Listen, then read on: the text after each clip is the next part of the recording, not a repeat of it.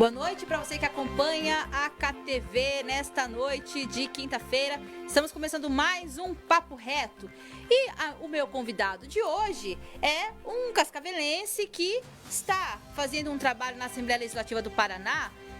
Digamos assim, de todos os deputados que estão lá, ele entrou por último por conta de ser o suplente, conseguiu alçar aí a vaga de titular e está fazendo um trabalho, inclusive, sendo dito como representante de Cascavel na Assembleia Legislativa. A gente vai falar sobre isso com o deputado estadual Gugu Bueno, que está aqui, ele que é do PL e é o meu convidado de hoje. Gugu, obrigado por estar aqui. Boa noite, Laís, boa noite a todos que estão em casa. É sempre um privilégio ter esse espaço para poder contar para as pessoas de Cascavel, de toda a região, sobre o nosso trabalho na Assembleia Legislativa com essa grande missão que é representar toda a nossa região no Poder Legislativo. Já quero falar até sobre essa questão que eu disse agora, né, de que o Gugu Bueno é o representante de Cascavel na Assembleia Legislativa. Foi uma fala do prefeito Leonardo Paranhos. Isso já sinaliza, tem um peso político uma fala dessa. Faz parte da estratégia do que você pensa para o seu futuro, de uma reeleição ou até de ser prefeito de Cascavel? Olha, Laís, na verdade é assim, o governo do estado, a Casa Civil do governador, ele pede aos prefeitos, em todo início de mandato, que os prefeitos indiquem quais são os seus representantes, oficialmente falando, na Assembleia Legislativa, para que esse deputado possa, de fato, falar em nome do município, atrás dos recursos, os projetos necessários para o município. E o nosso prefeito Paranhos, assim como outros 17 prefeitos, né, foram 18 prefeitos, que acabaram nos indicando como representante oficial do município. Lógico que pela grandeza e pela importância da cidade de Cascavel, isso só faz aumentar a nossa responsabilidade de ter sido nomeado pelo prefeito Paranhos como representante na Assembleia Legislativa do município de Cascavel. Isso nos dá mais força política, inclusive, para poder trabalhar e defender os interesses da nossa cidade. Então, eu fiquei muito agradecido pelo reconhecimento e pela confiança do prefeito Paranhos e quero retribuir essa confiança com muito trabalho. Nós temos uma parceria de muito tempo, uma relação de confiança, de amizade, de admiração. Estivemos junto na coordenação da campanha do prefeito Paranhos, nessa grande vitória política que ele teve em Cascavel nas últimas eleições. E estamos junto com ele, com o nosso governador Ratinho Júnior, nesse trabalho em conjunto pelo desenvolvimento da cidade de Cascavel. Deputado, mas o que muda? Porque os outros também foram eleitos, também são representantes, né? O que te torna diferente com essa afirmação do prefeito? Olha, na verdade é uma formalidade, né? O prefeito indica de maneira oficial o seu deputado representante. Isso muda quando, todo momento que o governo do estado for discutir um projeto, for lançar um novo projeto, seja, por exemplo, um projeto de asfalto, de calçamento, de entrega de caminhões-pipas, enfim, de diversas áreas na agricultura, na educação, na infraestrutura, os deputados que estão identificados e nomeados pelos seus respectivos prefeitos como seus representantes têm uma voz ativa nessa discussão, né? E pode brigar pelo município, pode reivindicar pelo município, com toda certeza fica como, de fato, um representante. Lógico que todos os demais deputados que tiveram votação em Cascavel e que têm seu domicílio eleitoral na nossa cidade, trabalham por Cascavel, têm a obrigação de ajudar a cidade de Cascavel, seja o deputado Pacheco, seja o deputado Coronel Li, tem esta obrigação. Mas a nossa responsabilidade acaba sendo até, na verdade, até maior, porque tivemos essa incumbência dada pelo prefeito de Cascavel, que nesse momento representa a cidade de Cascavel como seu líder maior, que é o nosso prefeito Paranhos. Então isso só faz aumentar a nossa responsabilidade e o nosso compromisso de trabalhar pelo contínuo desenvolvimento e crescimento da nossa cidade de Cascavel. Deputado, a gente teve recentemente a visita do presidente Jair Bolsonaro aqui em Cascavel, veio o governador Ratinho Júnior, né? O senhor também estava ali. E teve uma situação que, para quem estava lá e quem viu de fora, ficou constrangedora, que foram as vaias, né? E quando se falava em pedágio, quando o governador foi usar a palavra, houve vaias também. E você fez uma fala na Assembleia Legislativa, que aquelas vaias não eram para o governador, e sim para o pedágio. Por que o senhor tem essa visão? Que se foi no momento, né, que o governador apareceu, e a sua opinião de como o governo do estado está se posicionando? Se essas vaias não são um sinal de alerta de que talvez é o momento de se impor um pouco mais em relação ao que está sendo decidido? Não, o que eu quis dizer primeiro é que o nosso governador Ratinho Júnior tem um carinho e uma atenção e um reconhecimento da população de Cascavel muito grande. tanto que as pesquisas de opiniões públicas aqui da nossa cidade demonstram uma aprovação de mais de 75% para o governo Ratinho Júnior em Cascavel. Lógico que ali foi uma meia dúzia de pessoas naquele evento, que acredito ser todos fiéis eleitores, enfim, seguidores do nosso presidente Bolsonaro, que a todo momento que falavam o nome do nosso governador Ratinho Júnior, eles vaiavam. Evidentemente, fruto da imaginação deles da questão em relação ao pedágio. O que eu quis dizer é o seguinte: primeiro, o pedágio aqui na nossa região são todas rodovias federais. Ou seja, são de incumbência e de responsabilidade 100% do governo federal. Então, o que eu quis dizer é o seguinte, que é absolutamente uma incoerência você vaiar o governador Ratinho Júnior por causa do pedágio e aplaudir o presidente Bolsonaro, chamar ele de mito. Porque a caneta que vai resolver essa questão do pedágio, se vai ter uma praça de pedágio entre Cascavel e Toledo, não é a do governador Ratinho Júnior, é do presidente Bolsonaro e do ministro Tarcísio. Então, é nesse sentido que eu quis dizer, mas embora eu reconheça toda a nossa angústia pelo pedágio. A região oeste do Paraná, Laís, paga o pedágio mais caro do planeta Terra nesses últimos 25 anos e fomos a região que mais sofreu com a falta de obras. Lógico que o pedágio é caro em todo o Paraná, mas em outras regiões, como a região lá no norte, a maioria das principais rodovias já estão duplicadas. A nossa não. Então, é lógico que aqui há um sentimento, um ranço, uma agonia, uma dor de nós termos sido tão enganados pelo pedágio. Então, eu reconheço que esse é um tema que causa, de fato, um temor que a gente seja novamente enganado. Mas é um momento que a gente tem que agir com muita responsabilidade. Vamos colocar os pingos nos is. Esse é um projeto do governo federal, é responsabilidade do presidente Bolsonaro, do ministro Tarcísio. Lógico que eles estão ouvindo o governo do Estado, assim como vão ouvir a sociedade do Paraná. E o ministro Tarcísio tem sido, e eu acredito que o ministro Tarcísio seja um dos melhores ministros do presidente Bolsonaro, a gente tem que dar um voto de confiança para ele. Ele tem dito de que o projeto não está pronto, que eles vão agora para a audiência pública, e nós temos participado das audiências promovidas pela Assembleia, e amanhã, inclusive, estaremos lá em Francisco Beltrão para discutir o pedágio, mas o ministro Tarcísio garantiu para o governador Ratinho Júnior que o governo federal está aberto ao diálogo, e nessas audiências públicas nós vamos, de fato, formatar o projeto final do pedágio. Onde serão as grandes obras, quais obras terão, quais obras não terão, a modelagem do pedágio. Eu tenho convicção, Laís, que o nosso governador Ratinho Júnior e o nosso presidente Bolsonaro vão escolher o melhor projeto para o pedágio do Paraná. E na minha concepção, qual que é esse melhor projeto? Primeiro, uma concessão que seja transparente. Né? E o nosso governador tem brigado que seja na Bolsa de Valores. Para quê? Para que os grandes players do mundo inteiro possam disputar. Para que não aconteça aquele conchavo que aconteceu em 97 e que nós sofremos o fruto daquele conchavo de meia dúzia de empreiteiros. Segundo, que nós tenhamos as obras. Nós não podemos abrir mão das obras, Laís. Nós não podemos abrir mão da chance de entrar num carro ou num caminhão aqui em Cascavel e andar numa rodovia duplicada daqui até Curitiba. Nesse ano 2020, as nossas cooperativas da região aumentaram em média 40% a 50% do seu faturamento, ou seja, sua produção, tudo que gira dentro da nossa produção aqui da região. Então vamos projetar isso daqui a 5, 10 anos. Hoje a nossa infraestrutura não dá mais conta. Então é lógico que nós precisamos dessas obras. E terceiro ponto, o pedágio mais barato possível. Mas essa é uma equação matemática. O que eu entendo como pedágio mais barato possível?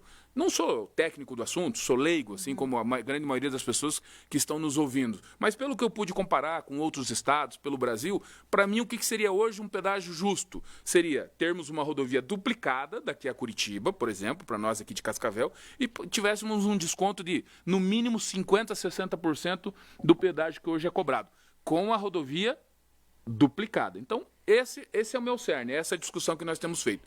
O governador Ratinho Júnior, e é isso que eu quis enaltecer aquele dia, quando eu e o prefeito Paranhos falamos para ele que as entidades de Cascavel queriam ser ouvidas sobre a questão do pedágio, Laís, ele veio um dia antes para Cascavel. O evento era na quinta-feira com o presidente Bolsonaro. Ele veio na quarta, sentou lá na prefeitura, ele, o prefeito Paranhos, eu, o presidente Alessio e o deputado Pacheco, o deputado Coronel Lee, o secretário Sandra Alex, e foi uma conversa muito franca e transparente.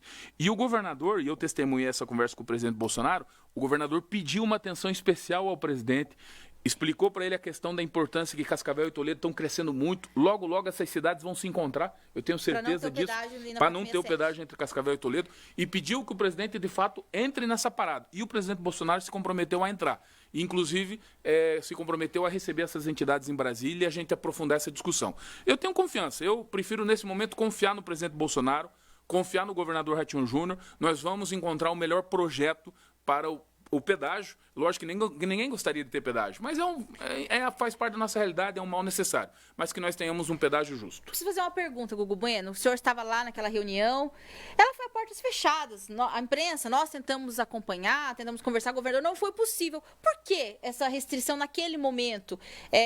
Que se fala em transparência, por qual a decisão dele de não deixar a imprensa ou não dar informações do que aconteceu lá dentro? Olha, Laís, eu não sei se essa foi uma decisão que partiu do governador ou, enfim, partiu da prefeitura.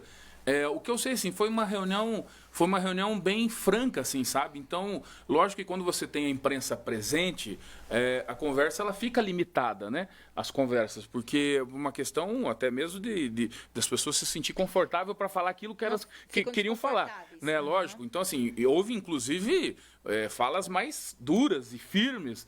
E lógico que no final todos compreenderam que estamos trabalhando para o mesmo sentido. Então, como foi uma reunião realmente de trabalho, não foi uma reunião, até o próprio governador falou, olha, nós não estamos aqui para fazer política, né, para fazer discurso, não. Estamos aqui para uma reunião de trabalho. Qual que é o projeto de vocês? O que vocês acham que é melhor para o pedágio? Então foram esclarecidas dúvidas, o secretário Sandro Alex respondeu a todas as perguntas. Então eu acredito que foi pelo fato de ser, de fato, uma reunião de trabalho. Gugu, vou fazer mais uma pergunta em relação ao pedágio, eu quero a sua opinião, né? A gente viu aí a sua defesa, que você acredita que vai ser feito o melhor projeto. Mas se fala em outorga onerosa e aquele aumento de 40% depois da duplicação. Qual é a sua opinião sobre esses dois pontos? E, politicamente, se isso pode custar um pouco caro? As pessoas não têm esse discernimento se é o Ratinho ou se é o Bolsonaro que decide. Dependendo do que for, pode respingar no governador. Pode, claro, pode respingar em todos nós, né? Politicamente, o que seria melhor nesse momento, Laís? O Estado assumir aquelas rodovias, cobrar um pedágio de manutenção de R$2, com toda certeza o nosso governador seria um herói, né? Porque nós temos esse sentimento ruim quanto o pedágio. Sim. Mas, e logicamente que o Estado do Paraná não tem competência, e não só o Estado do Paraná, o Estado brasileiro não tem competência para gerir grandes e grandes obras tão necessárias para essa infraestrutura. Então, assim, Laís, veja bem, outorga onerosa. O ministro Tarcísio defende que essa outorga onerosa é uma forma de você evitar que empresas que não tenham realmente condições de tocar as obras não participem do processo. Por quê? Porque o governo federal, as últimas licitações que eles fizeram só com menor preço, o que ocasionou? Empresas ganharam o leilão, exploraram o pedágio ali 2, 3 anos, no momento de começar as obras, alegaram falência, alegaram que não tinha fluxo de caixa, ou pediram realinhamento de preço ou simplesmente abandonaram. Isso tem acontecido pelo Brasil. Então, a outorga onerosa seria uma forma de você mostrar, as pessoas para participar do processo teriam que ter bala na agulha, Sim. quando a gente diz.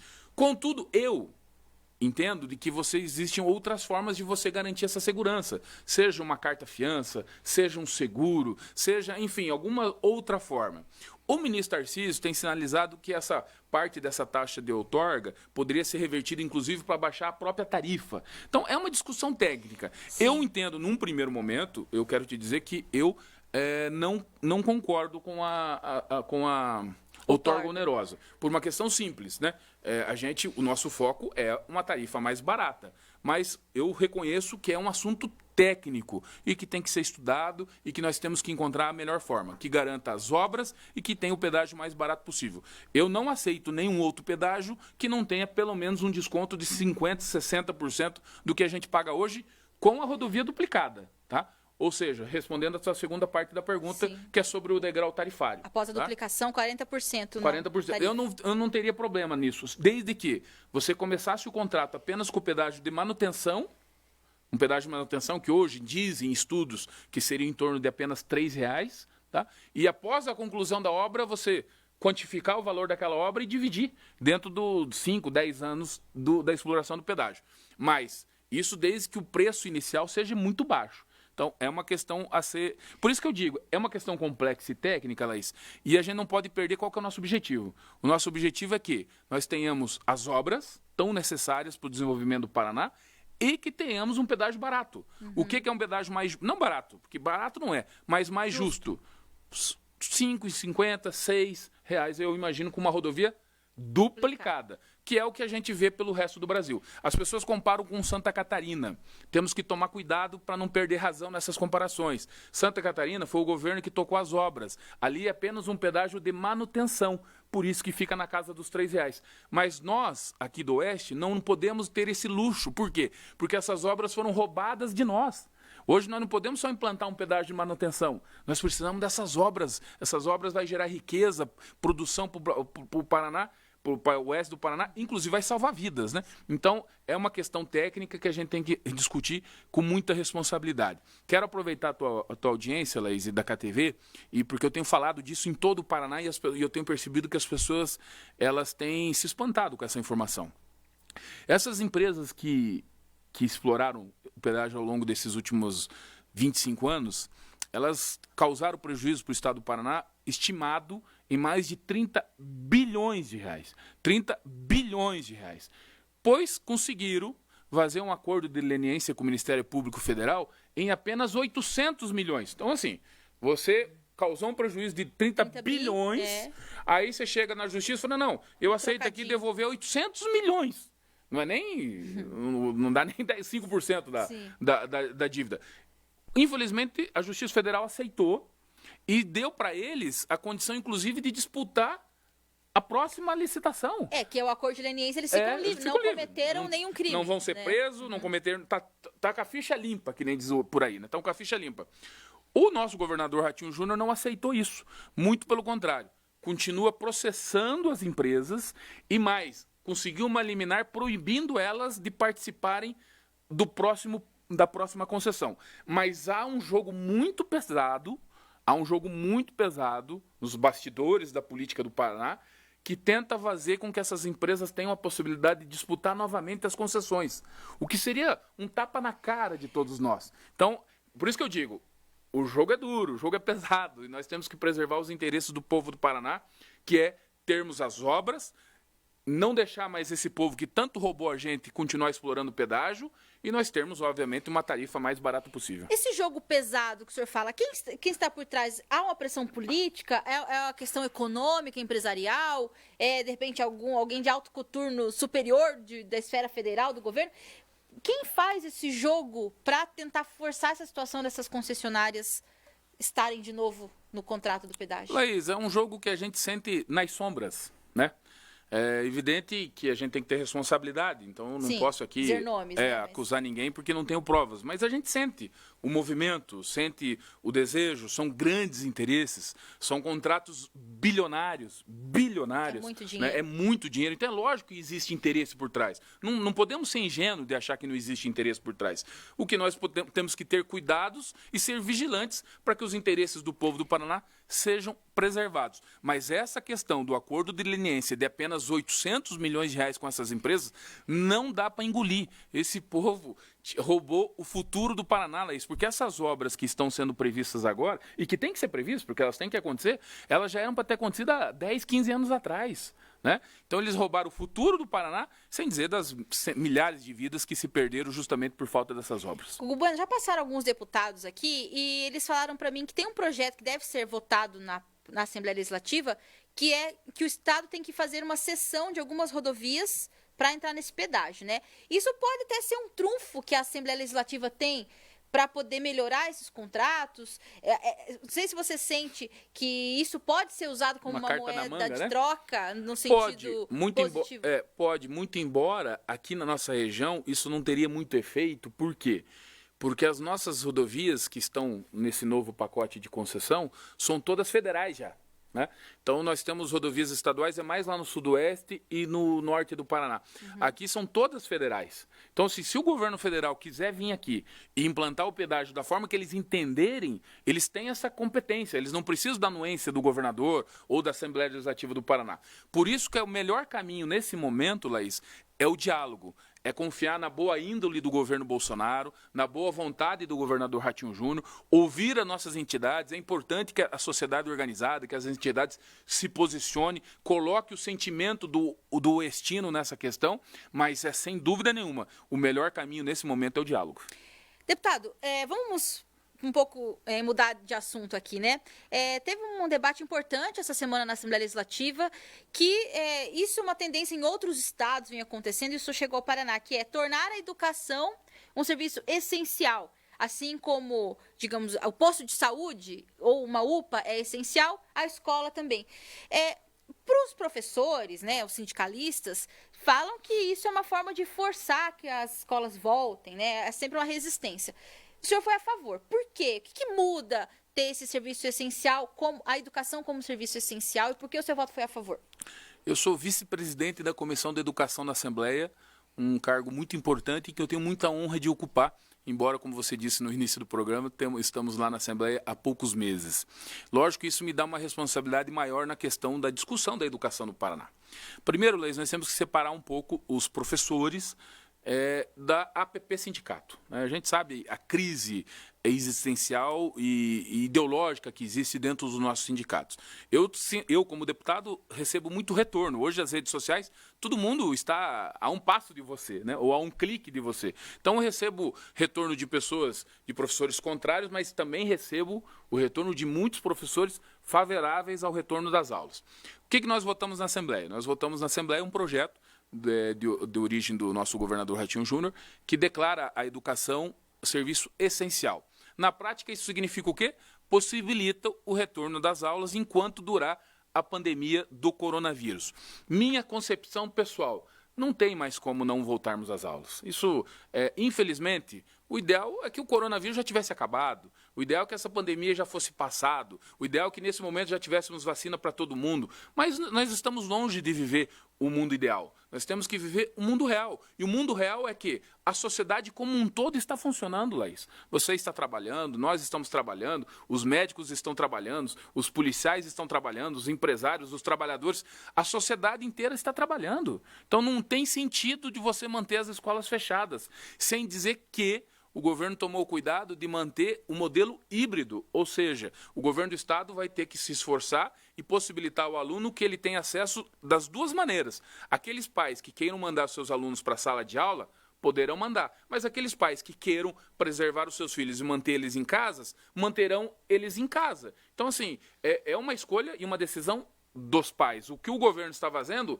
está querendo ter essa oportunidade de oferecer isso para a sociedade, até porque os colégios particulares estão voltando, não há sentido, eu, com todo respeito e com todo carinho aos nossos professores, nesse momento não há sentido de você transformá-los, eles numa casta especial, porque o resto da sociedade como um todo está funcionando, né? Não tem sentido você ver festas, ver pessoas na praia, ver pessoas viajando com seus filhos em viagem e não pode ir para a escola. É uma questão de falta de bom senso. Lógico que nós estamos trabalhando na Assembleia para que os professores também tenham prioridade na questão da vacinação, para que a gente possa avançar nessa questão, mas o que eu tenho concepção, e reconheço e sei da complexidade do assunto, de quem possa pensar o contrário.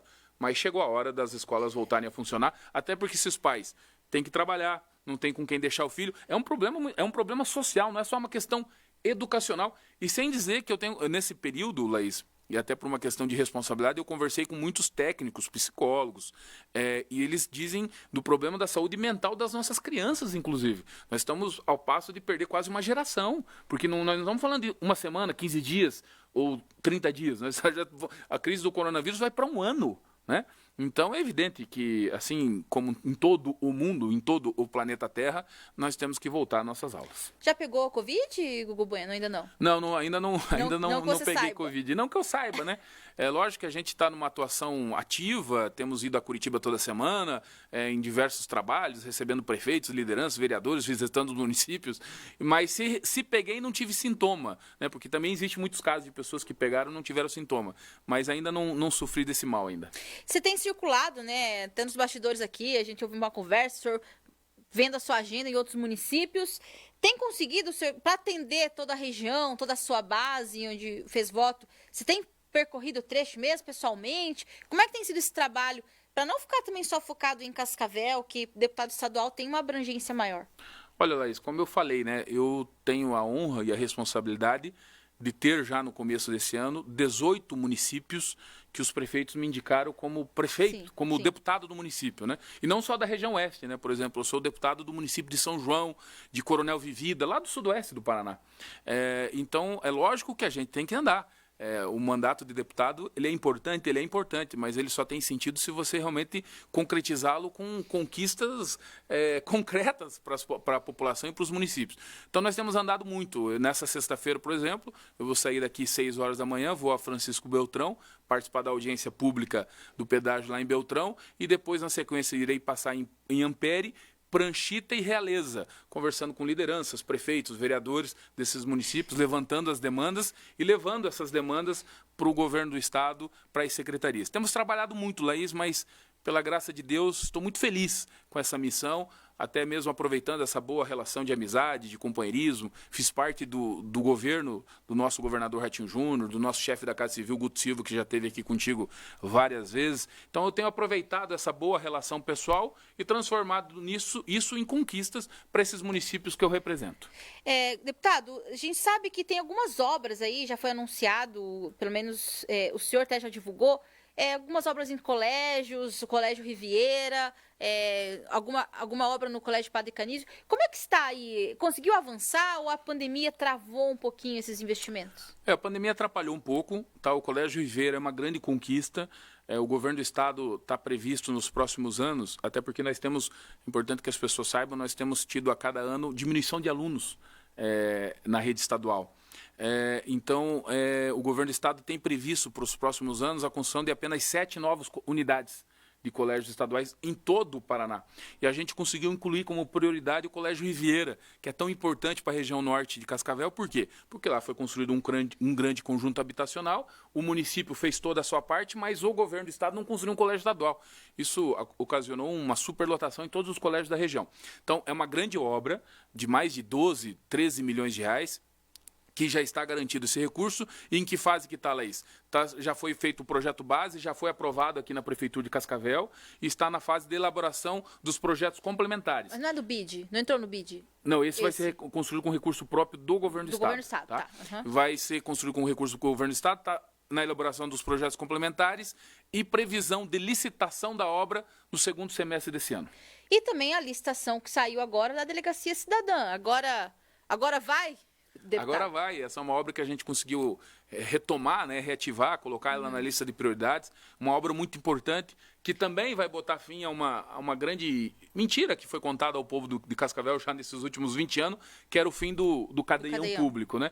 Então essa obra é uma grande obra, será construída ali onde funcionava o Colégio Washington Luiz, depois o Colégio Gladys Tibola, né, ali na rua Rio de Janeiro. Uma obra referência, padrão.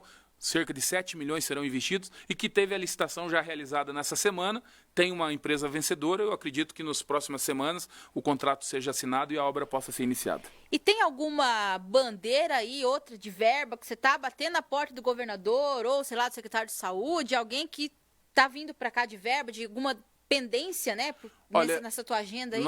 Eu tenho um compromisso, falando em saúde pública aqui, 2 grandes compromissos com a saúde pública de Cascavel e da região. Primeiro, é a conclusão da ala materno-infantil, que está parada, que parou a obra, uma obra muito importante. Hoje as mulheres que ganham seu filho no HU ganham numa estrutura absolutamente precária. É deprimente você ver a estrutura lá, Laís, e temos lá praticamente, vai ser um hospital, não é uma ala, é um hospital materno-infantil. Essa obra estava parada, a gente já conseguiu, junto com o deputado Pacheco, reativá-la no ano passado com valores de 1.200.000 das nossas emendas, e eu estou trabalhando junto ao nosso governador para que ele libere mais 8 milhões de reais para que a gente possa concluir a obra. E um outro trabalho que eu estou fazendo em relação à saúde pública de Cascavel é arrumar recursos para que a gente possa fazer um mutirão de cirurgia eletiva, Laís. Uma loucura, isso foi inclusive um pedido do presidente do Conselho Municipal da Saúde, dos nossos vereadores. Temos milhares de pessoas de Cascavel e da região nessa fila das cirurgias eletivas e eu estou tentando alocar um recurso para que a gente possa fazer esse mutirão. Para a gente encerrar, deputado, só perguntar uma coisinha, um pouquinho espinhosa, mas só para esclarecer. Como é que ficou aquela questão daquela denúncia do PL, que tinha uma candidata laranja? Foi resolvido para você? Sem confiante que não vai dar em nada essa situação? Ou preocupa o partido? Não, absolutamente. A gente não fez nada de errado, né? Foi uma candidata, ela exercia um cargo comissionado na prefeitura, pediu exoneração do cargo, ficou 3 meses sem salário para poder ser candidata a vereadora. Começou a eleição, acabou tendo Covid, passou mais um tempo, acabou desistindo da eleição. É um caso de desistência, não de candidatura laranja. Houve uma denúncia levantada pelo ex-vereador Josué, legítima também, querendo a vaga dela como vereadora, querendo sua vaga de vereador. O partido fez a sua defesa, que está patrocinada pelo Dr. Luiz Fernando Pereira, que é um grande advogado lá eleitoral de Curitiba, do Paraná e do Brasil. E a gente está muito confiante porque temos a convicção que não houve má fé, dolo, nada. Deputado, o tempo passou voando aqui no Papo Reto. Ultimamente parece que essas meia hora estão muito curtas. Deputado, o que mais quer falar aí para o nosso público do Papo Reto? Não, eu agradecer, pedir às pessoas que continuem se cuidando. A pandemia do coronavírus não acabou. A vacinação, infelizmente, não está acontecendo no Brasil no ritmo que a gente desejava. Mas fiquei feliz que essa semana eu vi o ministro Pazuello falando que até o meio do ano nós teremos centenas de milhares de doses de vacinas para o Brasil. Mas, enquanto não estivermos toda a população vacinada, precisamos nos cuidar. Precisamos trabalhar. A roda não pode parar, a sociedade não pode parar, mas temos que nos cuidar o máximo possível. Deputado, muito obrigada pela sua participação aqui, no Papo Reto, sempre solícito aí com as nossas demandas aqui. Eu agradeço também a tua audiência, sempre nos acompanhando, lembrando que o Papo Reto agora é terça, quinta e sábado. Terça e quinta às 7h30 da noite, depois do IPC, e sábado às 7 horas é o seu compromisso comigo. Até o próximo programa.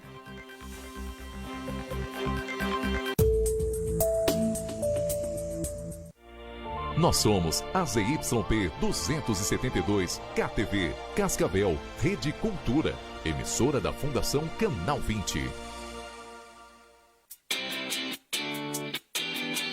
O KTV.com está de cara